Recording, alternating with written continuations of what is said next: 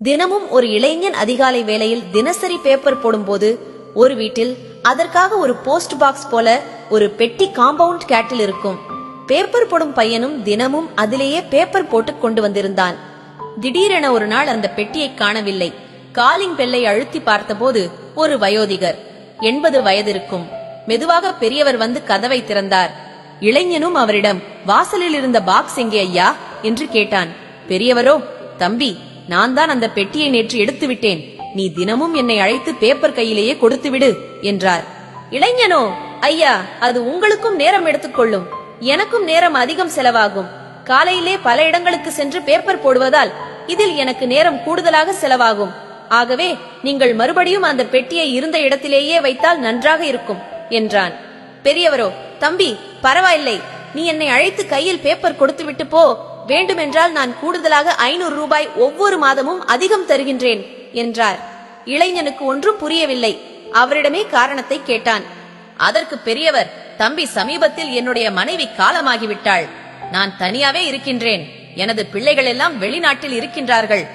என் மனைவி நெடுநாட்களாக மரணப்படுக்கையில் நோயாளியாகவே இருந்து இறந்து போனாள். நான் வளர்த்த பிள்ளைகள் எல்லாம் அவள் நோயாக இருந்த போதே கொஞ்சம் கொஞ்சமாக போனில் பேசுவதை நிறுத்திவிட்டார்கள்.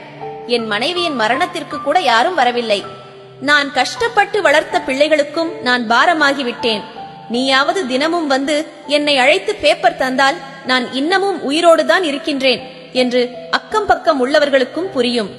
ஆரம்ப காலங்களில் என் சந்தோஷம், என் தனிமை என சுயநலமாகவே சிந்தித்து அக்கம் பக்கத்தினர் வலிய வந்து அவர்களாகவே அன்பாக பேசிய போதெல்லாம் ஏதாவது உதவி கேட்பார்கள் என நானாகவே நினைத்துக் கொண்டு ஒரு கட்டத்தில் அதை தொந்தரவாக நினைத்தும் காம்பவுண்ட் கேட் என போட்டு அவர்கள் வருவதை முற்றிலும் தடுத்து விட்டேன். யாரெல்லாம் எனது நெருங்கிய சொந்த உறவுகள் என நினைத்தேனோ அவர்கள் எல்லாருமே துக்கம் விசாரித்தோடு கடமைக்கு என வந்து போனார்கள்.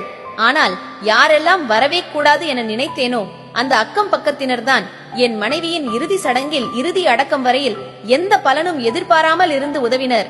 இப்போது நானும் வயோதிகர் என்பதால் பக்கத்து வீட்டில் உள்ளவர்கள் கூட என்னோடு பாசத்தோடு சிநேகம் கூடிய வார்த்தைகளோடு என்னிடம் பங்கு வைப்பதில்லை.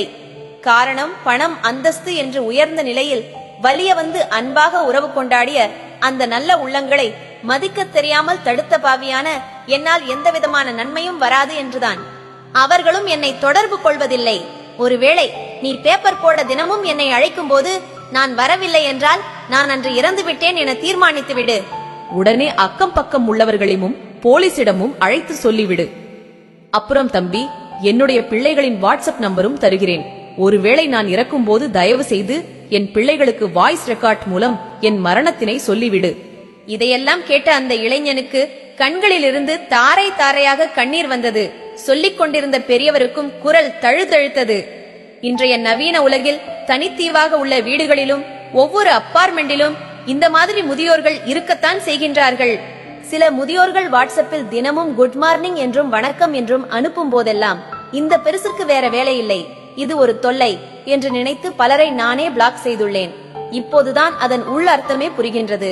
அவர்கள் எல்லாம் தனிமையில் வாடுகின்றவர்கள், அன்பிற்காக இயங்குகின்றவர்கள். 4 வீடுகள், 4 கார்கள் என இருக்கும்.